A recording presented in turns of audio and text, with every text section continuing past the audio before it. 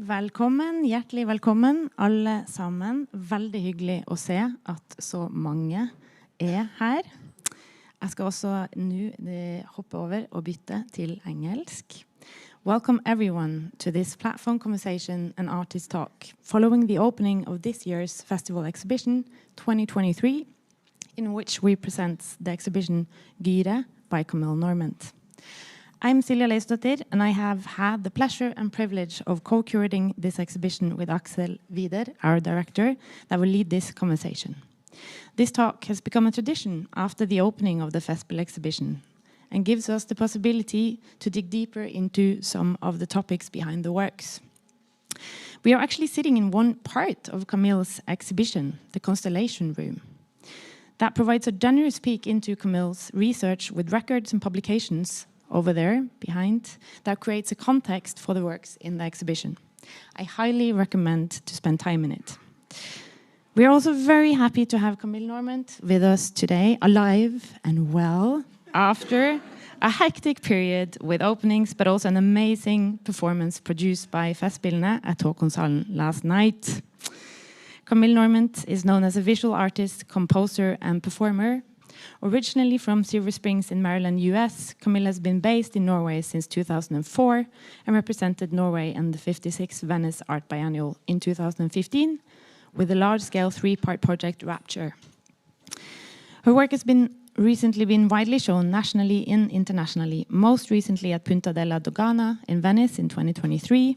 And I also want to highlight the exhibition Plexus at the Dia Art Foundation in New York, where the work Untitled Bellhorn, that you can also see in the exhibition here at Bergen Kunsthall, was presented in 2022, almost 2023.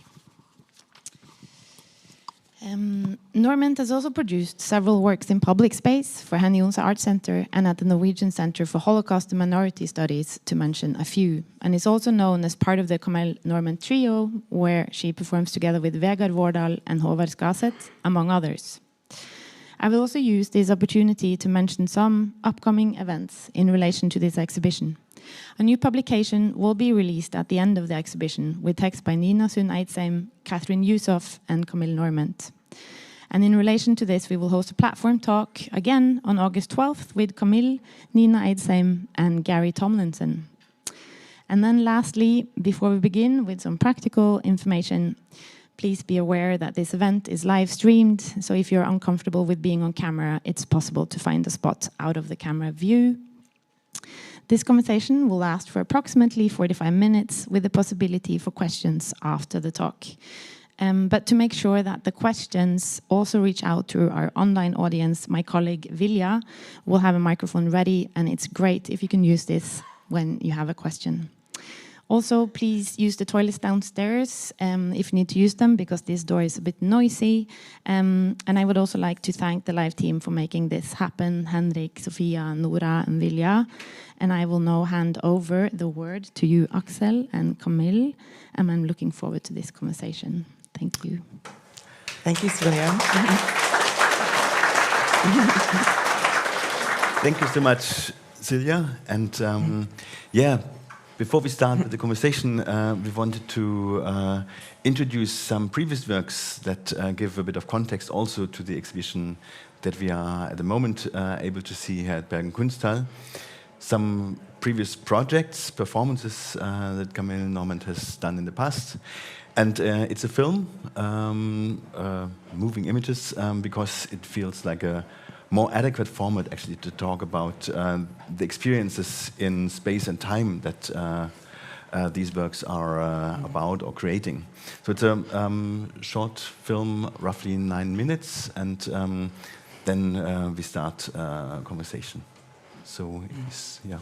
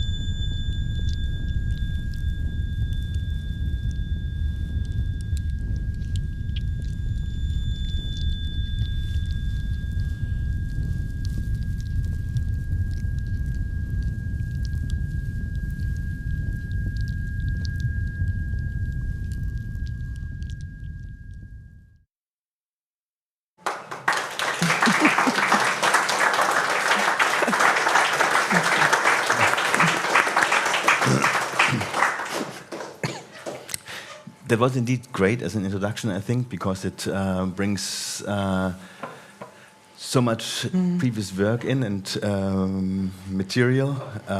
It gives an overview or actually glimpses of these experiences that you have created. And also it gives an idea of the different formats you're working in. I find that really interesting and important, that it's exhibitions, it's very specific works for specific locations, but also performances, concerts, scores. And yeah, yesterday we had this great experience of seeing a concert live at Håkonshallen, and which I think is also really important actually for the project here, that there is an expansion into other areas. And yeah, but what the video also makes possible to see is, you just said, like, it's a continuity throughout all these works and all the years. An interest in the sonic and a very specific take on sound. Can you try to describe that and how you see it materialized in the film? Well, I think this compilation, I put it together fairly quickly in iMovie and a couple of years ago, just as one would put together a PowerPoint presentation for a talk. And in doing that process, I really became aware of the continuity of my practice through the sound. It sounded like almost a single soundtrack, irrespective of the image, and that was interesting for me to be able to experience, also as if I were an outsider to my own practice, and that was it was a good feeling in a way, and it offered me a new perspective. And I think maybe there are a couple of works that I should explain. The last one, Untitled Red Flame, that is a quadraphonic installation, meaning 4 speakers and subwoofers and 3 open megaphones. And anyone who has used a megaphone before, you just turn it on and it starts to produce feedback. It's like, yeah, that's great. So it was a kind of a ready-made for me, but also just because of the sound, but also what also makes it an ideal and fascinating object for me is its use. It's for raising the voice in public spaces, outdoor spaces, relationship to protest or warning signals of fire. These kinds of very intense, heated social grouping situations I found a very interesting combination and quite relevant already with my interest in feedback and these very intense social dissonant tensions in a way. So, but what's coming from the quadraphonic speakers, it sounds like a roaring fire, but it's all made from sounds that were produced by people's voices and their bodies. So some were trying to make low rumbling sounds with their lungs. Others were clicking their teeth and fingernails to create the popping of the wood, the air that explodes when the fire is burning.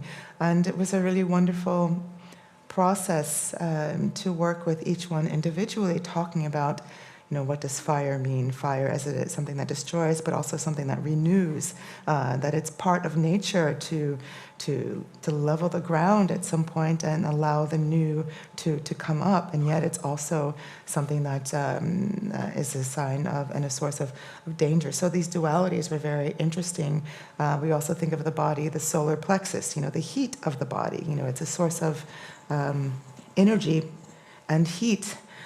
So there are many different functions to the same kind of phenomena, and trying to identify, well, what about a fire is there anything that you identify with, and how would you express that through your body? Some were rustling their hair together, to make some of the higher sounds or the lower sounds, and so it was a very interesting process, and I enjoy working with vocalists and individuals this way. Because it's the creation of music with with a body in that way is a very personal, personal endeavor, and yet we are creating something to share with others, and that's part of the magic. You're taking something that's very deeply identifiable with one body, one expression, and then you're putting it together with others and creating a sort of a collective experience. And so it was I wanted to just explain what that soundtrack that we were hearing, because it's not, you can't really tell when you're just listening to this iPhone or iMovie thing. But it was a very, I think when you're in the space, you can hear the breaths of people. It becomes uncanny. You really have a sense that these are bodies, around you. It's this roaring fire that's made up of the stuff of life, in a way. Yeah. It's also like it's also I think interesting to know this work in relation to some of the works that we are showing here, like such as the big feedback installation in Gallery 1, where I think in general, like your work about feedback is about a similar interest in this kind of duality between progress or development and destruction. That feedback has this kind of like can easily go out of hand, destroy speakers. It's usually something that's considered a problem in sound production. On the other hand, it's also a generative sound that's actually made in the moment, and where everybody in a space is kind of included in making of the space, the sound. Absolutely. Yeah. Do you want to talk a bit about your interest in feedback, because you? Yes. Yeah. I consider feedback to be another instrument in my. I'm going to keep losing my microphone. Feedback is a voice that is most often censored in sound production, in live situations. The engineer comes in long before the audience, and the first thing they do is try to identify the frequencies in that room that are most likely to produce feedback. And then they turn them down, they silence them, mute those frequencies. So metaphorically, that's muting the voice of the room. It's censoring a voice. And so I think, that's interesting. What happens if I take a more hospitable stance to that? And of course, I'm not the only one. People have been using feedback for decades now as an instrument, but just kind of thinking it through my own practice and coming to it in my own way, I think of it as, in a way, how can I be more hospitable to this as a voice, and put myself in a situation where I have to always receive it and be prepared for whatever it throws at me, in a way. And that's more likely in a live situation like last night. Soundtrack is great, you're finding your frequencies and you're playing them. It's a completely different room when people come in. It's a room and full with audience. And so, so it's very risky for me to, try to produce feedback as one of the very first things that I'm doing in a performance, because I don't really know what I'm actually going to get at that moment, but that's also what makes it very exciting for me. And I found it so relaxing and grounding, and really levels me and roots me into the performance. So I really enjoy starting with feedback in that way. But I think, as you're saying, this kind of duality between feedback as an unwanted sound and feedback as a space of potential and promise, and also, yes, hospitality, being open to the unexpected, being willing to take that chance, and putting yourself on the spot a little bit. I think, what's the value in that? I get a lot out of it, aesthetically for my practice, but I think also, how could I translate that to myself as a human being in a social situation, with other people? Somebody who's saying something that I don't want to hear, how hospitable can I be to that person? What are the limits? Can I sit there and listen to a lot of hate messaging or something? It's very interesting to think about that. Can I... but this is something that we need to do as human beings. We have to, because it so easily flips on the other side. The minute we decide what doesn't belong and what we censor, that same person is doing the same to us. So this idea of hospitality, I think, is something that it's a double-edged sword, but it's something that I think it's the only way through. Sometimes we just have to really accept that a lot of things that we don't like are there. And instead of trying to just shut them down, how do we work with it to change it together? How can we actually join it and vibrate it a little bit into something else, instead of just trying to shut it down? So I don't know if I'm making sense here, but definitely. And also, like, the notion of feedback is connected to ideas or theories about democracy in general, like how to even when we speak generally now in a kind of everyday situation about feedback, we usually mean giving a message back. Yes. And that comes from, but it's initially a term that was coined also in cybernetic theory in the 60s and 70s, and came with this hope of a more democratic society where people are able to have more active information circuits and feedback more instantly, and maybe allow more people to be part of decision making. So there is this, as in many of your works, there's a kind of deep layer of thinking, theory, background that comes in and plays in, and it's kind of context or support of the work, but not necessarily very outspoken. But yeah.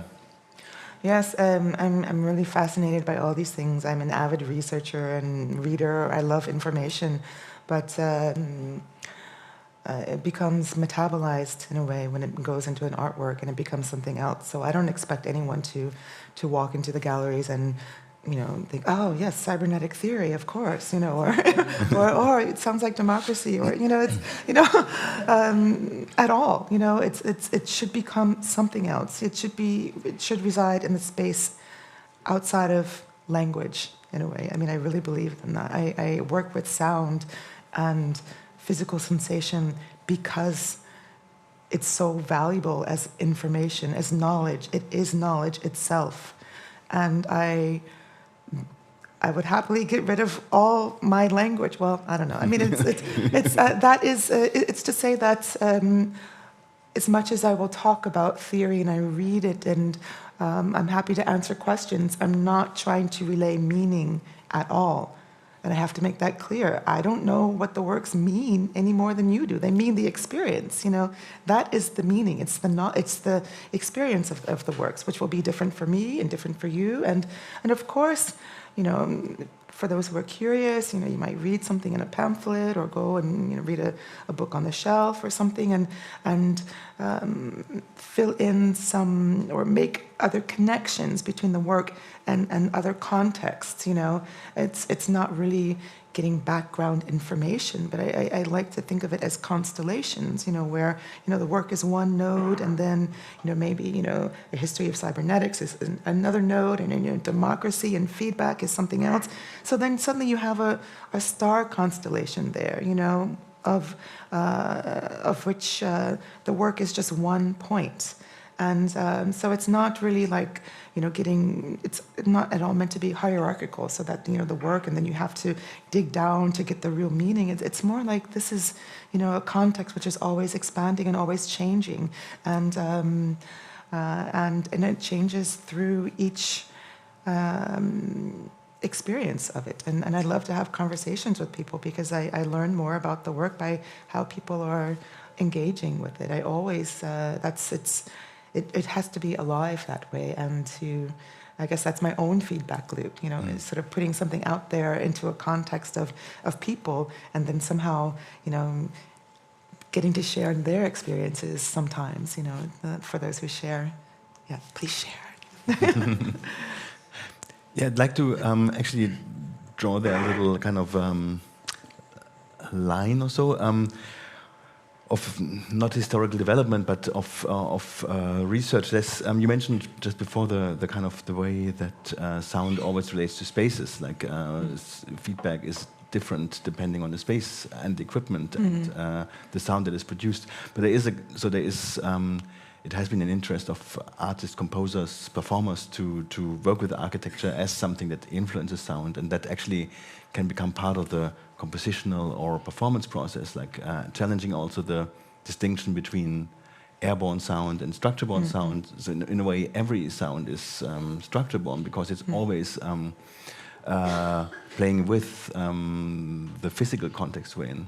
And then actually a couple of months ago, we had a talk here about the work of Marianne Amaché, American composer and performer, and she in her work investigated thoroughly how we as listeners are always part of the process of making sound or music, even in a kind of literal physical sense, like our ears are part of what we hear. And in a way, like I see your work even going another step, which is including also the way that our memory works, that we associate, make meaning of things, like the cultural level of experiencing, and that everything we hear also resonates with memory, history, experiences, and not only of ourselves, also of the world around us, like how knowledge and meaning is embedded in the world around us. And in a way, I see a lot of your work making that active. Thank you. Well, it's, you know, I will kind of take a diagonal there, and for the platform in August, where we have invited Gary Tomlinson. He has written a book, I think it's in the shelf over there also, called A Million Years of Music. And it's one of my favorite reads. You know, it's not an easy read, you know, but we think of it, oh, wow, a million years of music? A million years? You know, you know, it's a big question mark. And so his book it's really a lovely hypothesis of, you know, just kind of reminding us of the importance of music in relationship to the evolution of the human body, the human mind. And the theory is, one part of the theory is looking at imagining, scientists has finally accepted that music predated language. You know, we were making music and rhythms and sounds and long before we had linguistic language. So they were looking at, you know, what are the oldest kind of artifacts that we found, and saying, okay, arrowheads. You know, what do we know about these arrowheads that we found? You know, it's like, okay, the oldest ones, you know, you could see that they were clearly, it's a rock, clearly chipped on one side at the bottom, you know, and, you know, the same ones in areas, you know. Hundreds of thousands of years later, they figured out they could flip the rock over and chip on the other side. You know, so, you know, this kind of development of the human cognition, you know, the brain, you know, understood through these artifacts, and then another hundreds and hundreds of thousands of years before chipping all around the rock, you know, things that we would just take for granted. But, you know, this is how these anthropologists are sort of trying to tease together, you know, what was the development process of the brain, you know, and why is that important to music? Well, imagine, you know, you don't have language, but you realize that, okay, this is valuable to survival. You know, making an arrowhead means we have something sharp for defense, but also for helping to kill, something to eat, right? So you want to teach that to the rest of your group. You want to teach that to your kids. You know, how do you do it? You know, you sit there and you chip them, and you chip, chip, chip, chip, chip, and they watch and they listen, you know. So then you have sound in the learning process, and you have rhythm, you know, and that gets passed on. So suddenly, something that is very fundamental to everyday survival has a soundtrack. It has a rhythm. And, you know, we don't really know, but I think it's such a fascinating, you know, talk about memory. I mean, this is what triggered this story, you know, it's like memory of how to make a sharp rock, you know, based on the sonic, you know, sonic patterns. And I think it's such a wonderful idea that kind of starts to explain, you know, why an infant, you put it on the floor, you know, you put on some music, might start to bounce. Like, why is rhythm so deep in our bodies? But we know it's there, and there's so many ways to speculate. So I think that's also what makes it available for us as a looking glass or sort of megaphone in a way that can listen backwards and forwards in time, perhaps. Just thinking about sonic memory. I like to think about resonances. Not just resonance in an architectural space, but if you think of time spaces, what are the resonances between the time space of 2023 and 1968, for example? What might be reverberating between those walls there? What does it sound like? These are the kinds of reverberations that I like to think about, in terms of memory and time and space. It's not just a physical location, but it's also, time locations, and zooming in on something specific and out again. The way sound is always, microscopic and macroscopic and moving through space and time as well. So I think sound is such a wonderful tool to think through and to listen to the world through, to try to understand, for me at least, to try to understand things in a different way. Certainly how we are all interconnected through vibration. And even though things that we produce might not be audible to us, these vibrations are still there, and we know we're causing confusions with the whales, the bumblebees, the insects.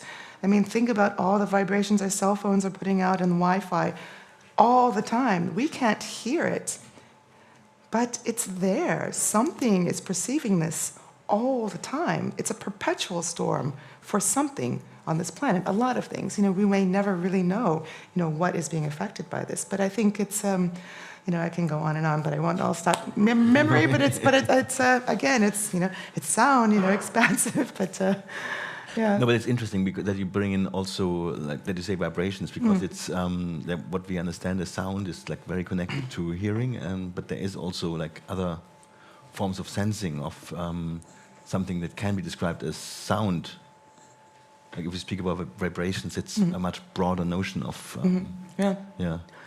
We have this kind of quote that we used a bit where you say like it's the start of living, actually. Yeah, exactly. And sound is a vibration. That's what it is. But we call it sound when it's within the range of 20 hertz to 20,000 hertz, which is the human range. This kind of vague area that's sort of again very human-centered idea of a sound. I mean, fair enough. Okay. Dogs have different sound ranges, so the bees and whales and such. But so we understand sound as being vibration at all. So it's something that is coming too low for us to hear is still sound.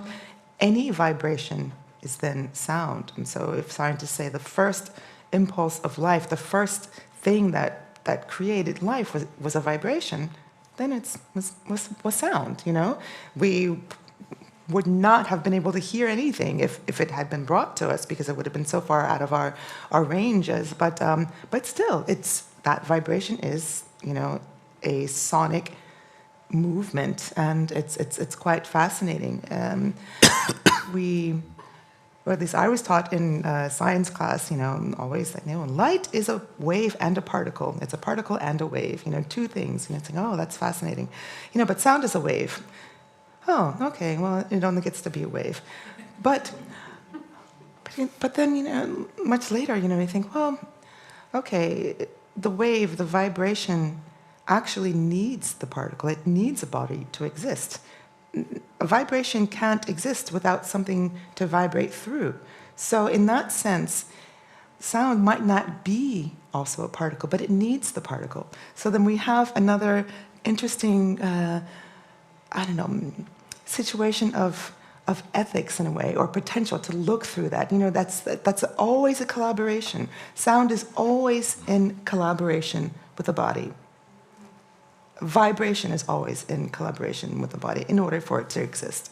Okay, so it's a one-to-one relationship, and I love that, you know. So these are, I see these as things that we can try to listen to the world around us differently, and how can we perhaps adjust our own situations by thinking through these kinds of relation, you know, what kind of permanent collaborations are we already engaged in, and how can we use that to maybe loosen some of the tensions that we are experiencing. I would like to come to a bit closer to the exhibition here, and there's two things maybe. One, the level of materiality, like we spoke now a lot about sound, but the exhibition is also, there are concrete physical objects, and they are connected to the sound, but they work also as objects. Actually, they have certain physical qualities and optical impression, and so there is also this level of materiality in the exhibition that is very important. And then that relates also to us as audiences, actually, or to everybody kind of coming and seeing the show. There's this level of participation that you very carefully and consciously think about, like how we move in an exhibition space, experience the work, and also in many of the works act, if we want it or not, as collaborators. So the first room, Gallery 2 with benches where we are invited to lie down. That's like our choice. In Gallery 1, the big feedback installation, as soon as we enter the room, we're part of it. Yes. Yeah. Again, thinking about collaborations, I mean, it's also as a performer who really enjoys situations of improvisation or structured improvisation. I mean, it's these installations are somewhat similar in that they, or many of them involve visitors as part of the creation of the work or manipulation of the work in real time. Feedback will change when in relationship to bodies moving around in a space. I mean, that's just the way it works. And so my task was more so to decide how much feedback. I mean, it's also, again, interesting. I mean, it's you have you have microphones and speakers, and you know you can just turn them on and run away, but you know it'll go immediately out of hand, and then it won't work anymore because the system won't just break. You know, so like a feedback loop always contains the seeds of its own destruction. You know, which I think is always fascinating. So then we're talking about negotiation from the very beginning. We have to kind of control it a little bit, you know, so that's, okay, so what did I say about ethics and music? You know, I'm a controller, you know, so it becomes very complicated. So how much control do I put over the system, you know?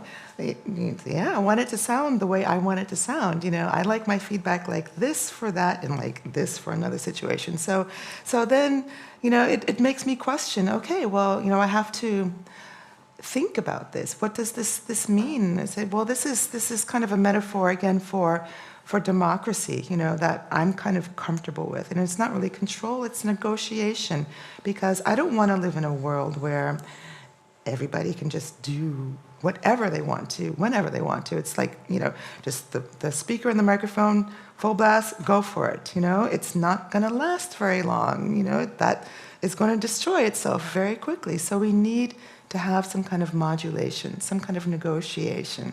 And that's the kind of system that I tried to create with the feedback, so that it's not inviting the audience to kind of stand and start screaming into the microphones and hear, you know, it roar back at them, you know, but it's always taking in the environment. It's always taking it in and processing it and then offering it back gently. It's always responding. And you can hear that quite intently when it's quiet in the spaces, and perhaps in Gallery 2, the one you enter into, and listening to the relationship between this feedback and the voices from the benches. I mean, that's really quite special to, or for me at least, to listen to, you know, because it's you know, that's alive, that's creating its own music and composition right there, you know, and I get to be a witness to that. And it's really quite one of those treats of finally getting the work in the space, you know, and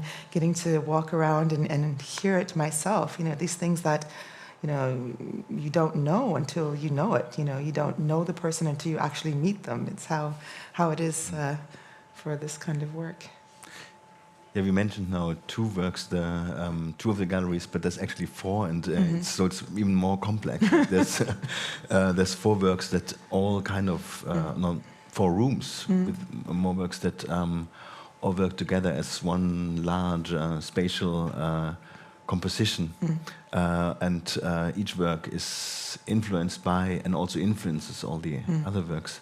How did you approach the show as a whole?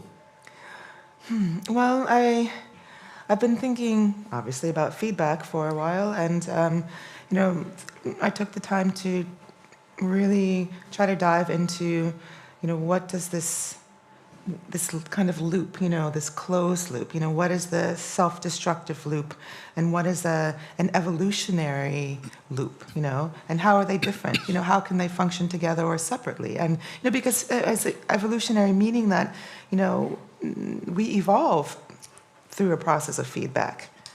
You know, our bodies respond to changes in the environment, and over time, you know, our bodies change to better live in those environments, and that is a feedback loop. It is an evolutionary feedback loop, and I think that is very inspiring. And I think, okay, well, then that shows us that things like the social media echo chamber, they really are destructive because they don't allow that necessary outside influence to promote change.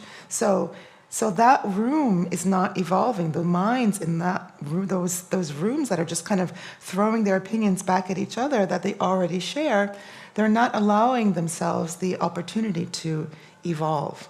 So thinking about these terms, and you know, so if we think about it in forward terms, but also backwards, you know, what are the loops that we are stuck in as human beings, for example? You know, why do we keep making the same mistakes? Why do we have wars in 2023? I mean, why are we still having these you know, it just doesn't make any sense, you know, but clearly, you know, I don't have any answers. I don't think anybody does, but except that we are stuck in things, you know, we are defining our limits in some way just by our actions. You know, is this who we are as Homo sapiens now? You know, is this what we're all going to be until we are able to make another evolutionary step? I don't know, but we're kind of showing our limits here, you know, and I think it is what it is. But you know, the Gallery 3 with this. The 2 components to that the sculpture there, or I guess 3. Physically the metal beams I took from their construction beams for architectural structures, and I had them bent in rings, and there are 4 brackets from old rail tracks, and inside there the sound of human teeth, you know, chattering. And grinding, you know. So, you know, people sometimes grind their teeth in their sleep, you know. It's, you know, just kind of the body is kind of trying to release a latent anxiety, you know. It's normal, you know. But, you know, our history has a lot of latent anxiety, you know, that we're living through every day, you know. So it's really kind of thinking about that, and you know, what this idea of progress, you know, this kind of building and always changing. This idea of, you know, progress means moving in a linear direction, and always kind of changing, as opposed to trying to sustain, you know. Why is not progress about finding new ways to create sustainability and go circular and balance, you know? So I think that was quite interesting for me. So I thought, well, you know, this there's a very kind of, you know, modernist notion of always move forward. You know, if you can do something, do it. If you can make a new technology, you know, make that technology. And but maybe it's not the right way. You know, I think that. So anyway, I don't know. I mean, but these were the ideas that have gone into that work. Just kind of questioning this as a loop. You know, is it something that is self-contained, self-destructive, or is there hope that's offered in there. Are these teeth chattering because it's a incantation, to change it? Are they broken because it's breaking the loop? I don't know, but these are just kind of some of the ideas that went into that particular work. Thanks. I'm glad that you mentioned the work, because it is in the whole exhibition setting, or in the exhibition as a whole, very special work, also because of the rust and the kind of immediate, quite harsh materiality, and also it relates to the title of the show, Gyre, or I'm still not really sure how to pronounce it in English. Well, in English, Gyre. Yeah. So I think it's again like an outstanding work in the context of the show and in general, and also working very well with the drawings in the same space, and the way that these works bring in metal and a whole different set of connotations to earth, materiality, magnetism. Actually, Yeah. Yes. Let's see. I play an instrument called the glass harmonica, and one of the things that fascinated me when I first encountered that instrument is that Franz Mesmer, from whom we get the term mesmerize, tried to cure hysterical women by playing the glass harmonica. So I thought, okay, this is wow. And I mention that now because he also was even more, or he was known for the term mesmerizing, but also for his theories on animal magnetism. He thought magnetism was also a potential cure for the body. He was really trying to explore this. So that was kind of an early space of curiosity for me, and so some years later, when I started returning to my drawings again, but incorporating iron filings and magnets, kind of thinking to that, but also this historical context where you had this interest in using sound to cure particularly hysterical women.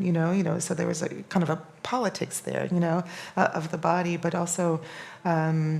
Magnetism and iron, and that iron constitutes so much of the earth, but it's also so important in our blood, particularly women's blood, and that's not the blood that I'm using in the work, but also the rainwater, cycles of the earth, and thinking about how rain now constitutes.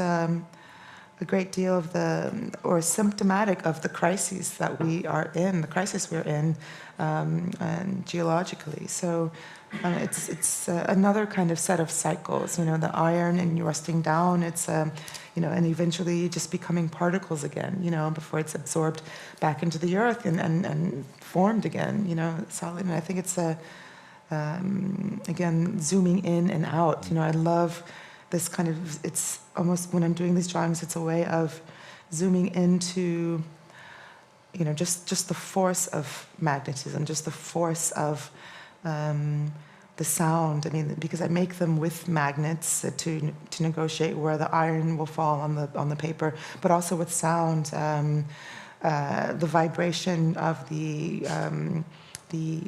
tactile transducers. When powerful enough, and certainly certain frequencies can just move the filings around on the paper, and so it's a collaboration. I consider it, especially with the small ones, that I can complete in like one sitting, one day. Then it's like it's very much like a musical collaboration for me. I have the vibration from the sound and the magnetism, and then there's my hand in there, and I can freeze that moment as a performance, as opposed to, kind of like the larger ones. I have to come back day after day, and it's more planning, and how much do I want this to rust, and do I freeze this section? It's a lot more layering, but so it's a different kind of process. I wanted to come to one last question before we open to questions from the audience. which maybe is continuing this thinking about collaboration, because listening to you, it's clear that theory, research, actually a lot of historical knowledge, and digging into bits of, also the kind of historicity of these areas that you're working with. It's really an important part of your practice, and at the same time, being almost like another kind of leg on which your practice stands. And then I noticed when we're working on a publication for the show, and two writers, Nina Sun-Eitzheim and Catherine Yusuf, are contributing texts, and it was so nice to notice that you have this, both of these writers you have worked with before, that you've talked to them as part of the public program of the show in New York at the Dia Art Foundation. So there is also this kind of ongoing relationship to other thinkers, and this kind of materializes then in exhibition contexts or publications, for example. Yeah. So how important is this kind of ongoing relationship to other? I mean, it's very important. Again, I think because there are many different readings. You know, it's like a book. You know, I welcome that, and the art should be open and available to many different readings. And so I really find it's important to find writers who, you know, are not only really excellent at their craft, but, you know, have a very interesting reading, you know, and very different. You know, so you put them all together, and you have a new constellation, a new set of contexts. You know, and I'm learning from that too. So everything is a different kind of exchange. And again, it's not about finding meaning or determining meaning. It's about, you know, a reading and interpretation. Like I mentioned again, constellations. You know, putting the work as one node in relation to other things. You know, I mean, Catherine is really her social practice is quite exemplary, and I'm looking forward to the text and the publication, as is Nina's. And I work a lot with David Toop as well as a writer, and they are all excellent in their thinking and what they do, and bring very different readings of the work, which I think is important. And so, and I'm looking for even more, you know, and it's really just so that, you know, I make my part, and then, you know, put it out, and, you know, let, you know, someone else put the words together in a way. You just, it's sort of,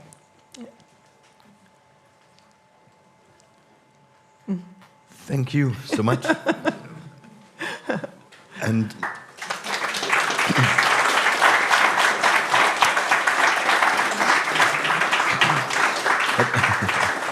I wanted to invite and open for questions from anybody in the audience who has something to add, comment on, or ask for. Yeah.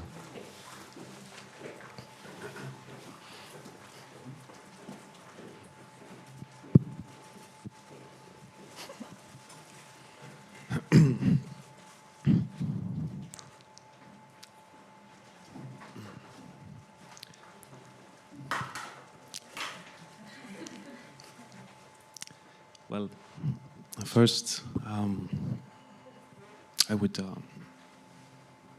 like to express my gratitude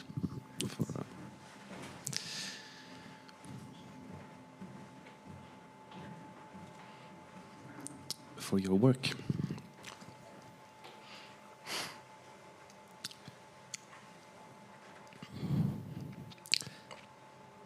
And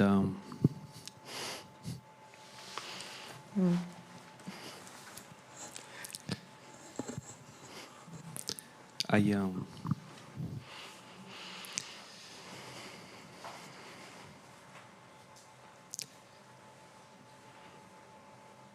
wanted to ask you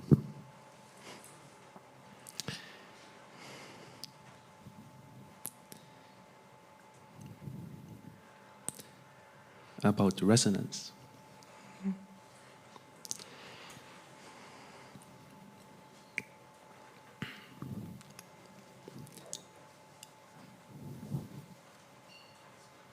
and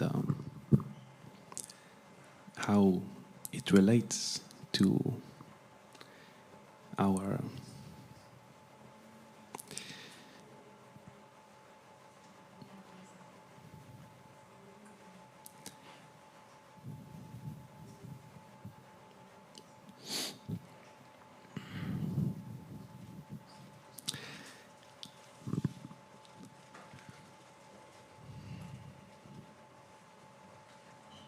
awareness.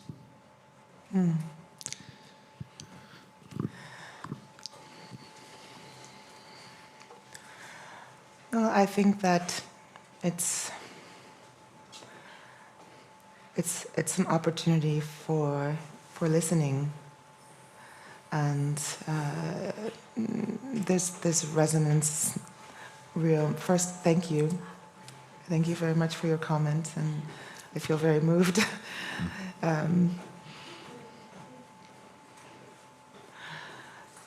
Listening is something that's very precious, that's given to us. You know, the possibility, not just hearing, but really listening.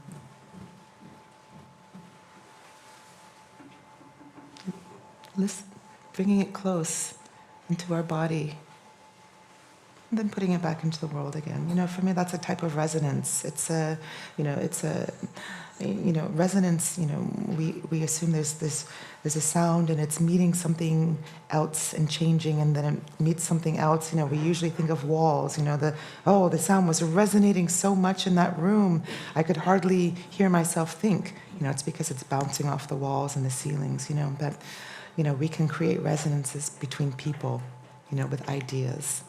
You know, we can create resonances between social practices, you know, through just doing things differently, you know, thinking of sharing instead of keeping. You know, there's so many resonances that we can create if we listen to the problems and maybe think through sonic terms. You know, what would sound do? What does it do? Well, sound already collaborates. Oh, maybe we should work together. You know, it can be that simple. I mean, I really believe that it can. At least for me, I believe in the power of the sonic metaphor in a way. You know, because it's very simple, it's very immediate, it's here for all of us. We already live through the sonic sound. Sound and tactile sensation they are the two first orientations that we have to our environment. You know, the first thing that we know, you know, sensory knowledge about the world is sound and touch when we're in the womb.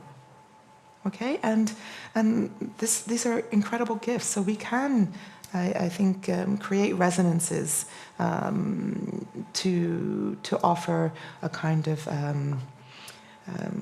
new kind of consciousness. Yeah.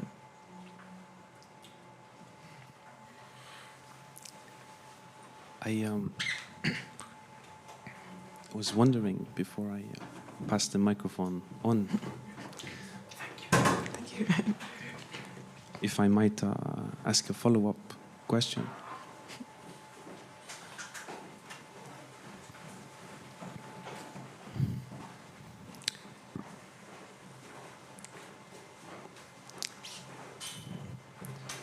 Or maybe it is more of a comment. When you were talking about the destructive loop of resonance in contrast to the evolutionary,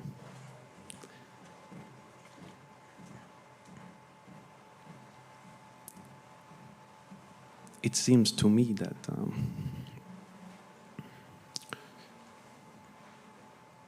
when we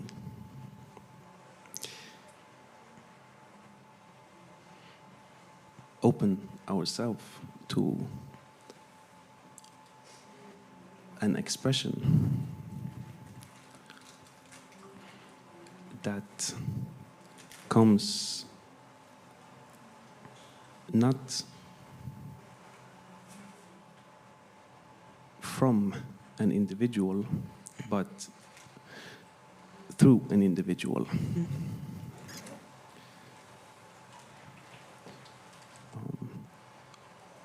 as is the case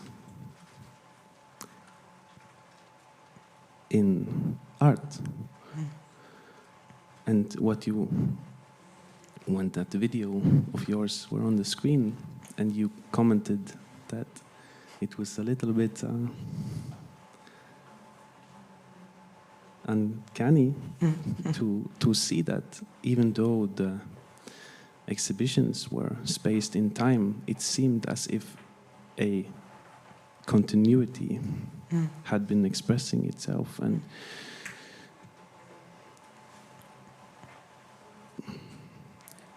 that we as a human being are potential vessels for expressing something that is common to us all. And that when that is being expressed, we feel a resonance when we hear it, when we see it, because it is common to us all. And maybe this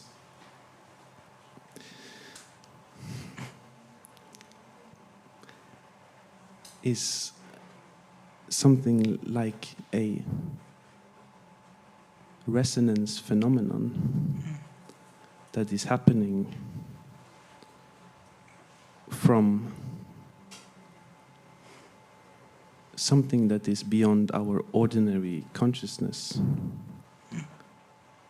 and expressing itself through our individuals who have opened themselves for this expression and allowing us to partake in that undercurrent of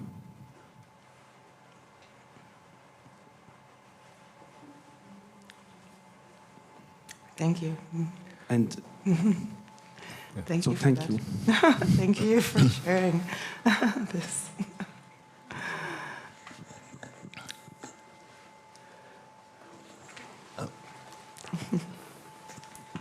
Thank you very much for the talk and for the exhibition, the performance. It's just been an amazing weekend.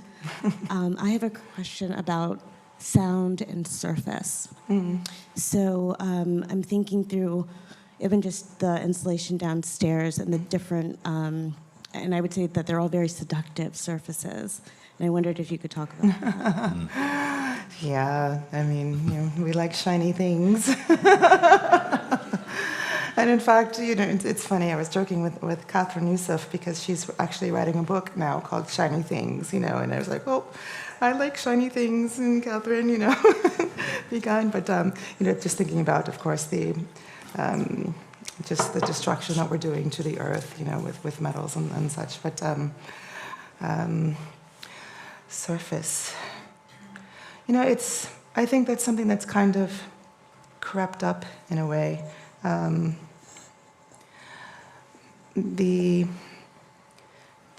bell horn was really inspired by the singing bowl, which was already brass, the brass of a horn, which was already brass, and a bell, which is usually not brass, but it could be.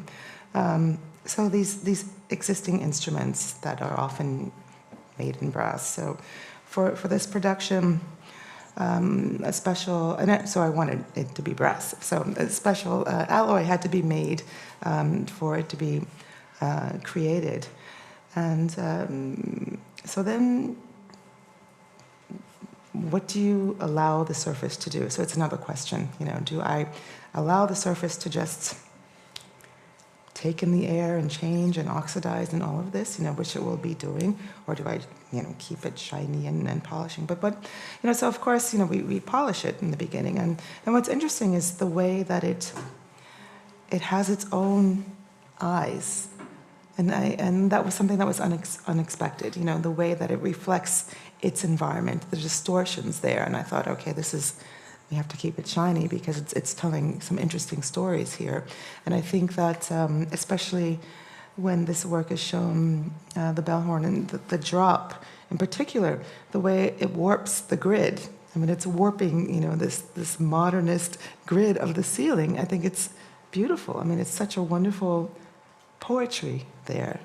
And I think I could not have done that better myself. So these, you know, objects have things to say too in relationship to where they are, the spaces that they are in.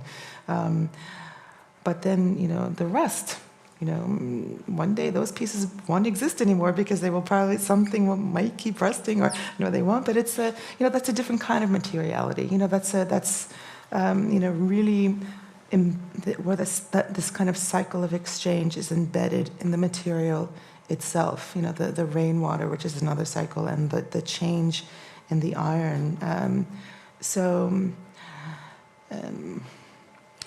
I think it also has to do with, you know, just thinking about the relationships between sound and the bodies, because once we understand that, you know, all vibrations need a body, you know, well then, you know, I can think, okay, well, let's take a closer look at these bodies then. You know, what are the relationships that are at play here? And so that's how I come to some of these things, yeah, the surfaces, yeah.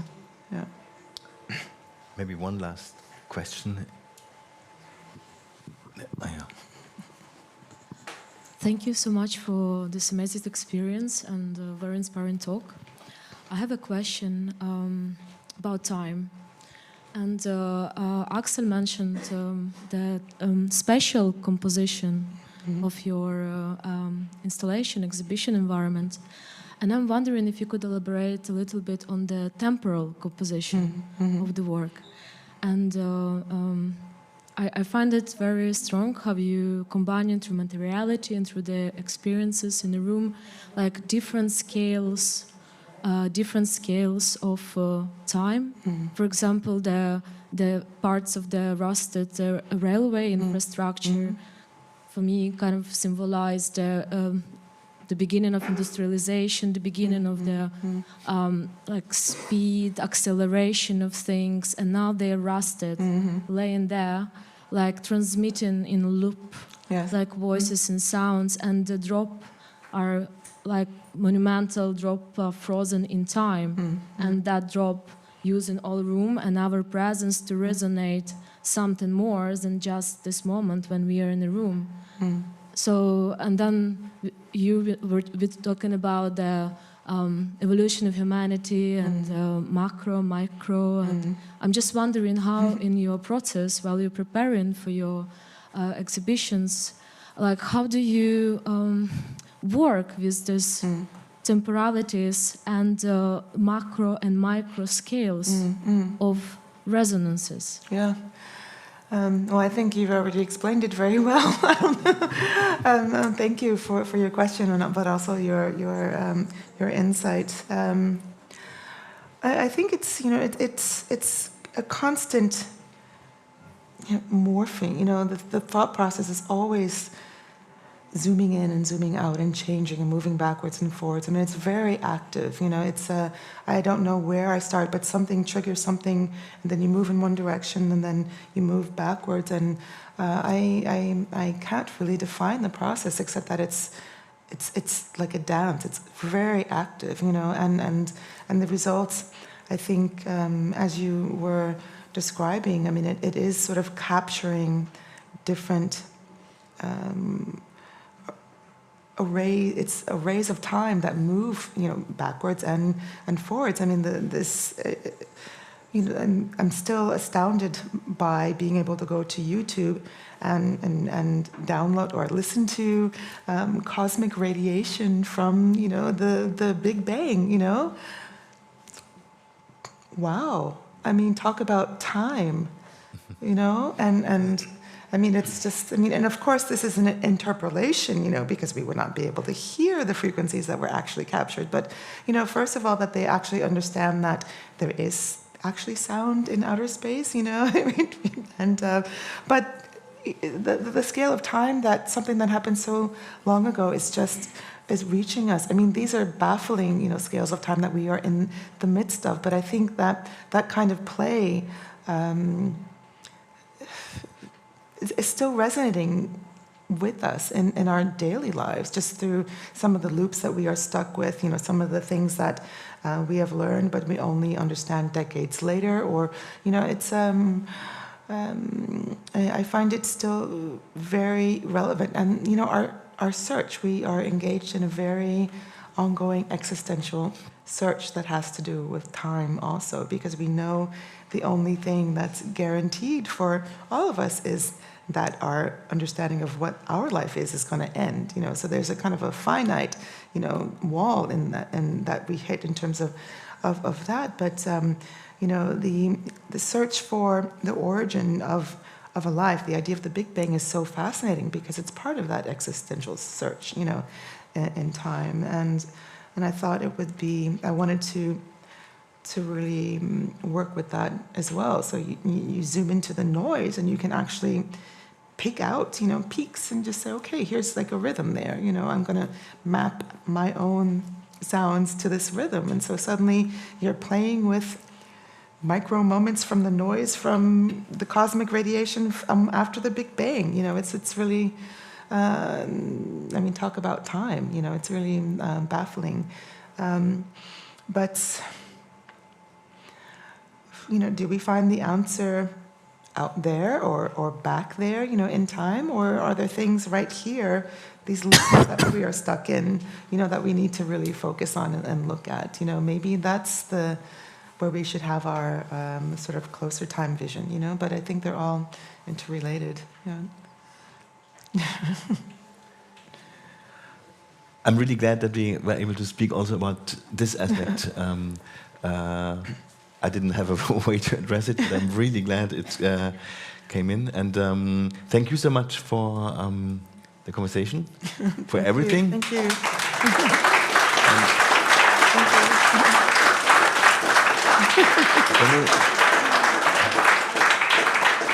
Such a pleasure as everything. And thank you all for coming, and have a good rest of the afternoon. Thank you.